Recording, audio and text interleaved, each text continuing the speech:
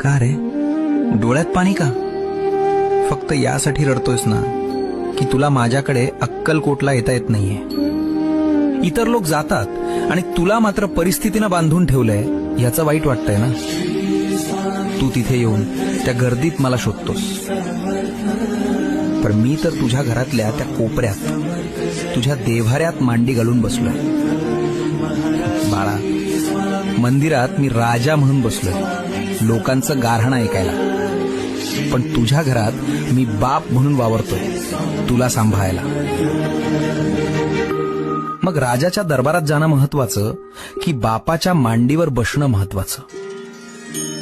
त्यामुळे अक्कलकोटला येता येत नाही याची खंत करू नकोस. आत्ता याच क्षणी डोळे मिट आणि बघ, मी तुझ्या समोर उभा नाहीये, तर मी तुझ्या आत बसलोय.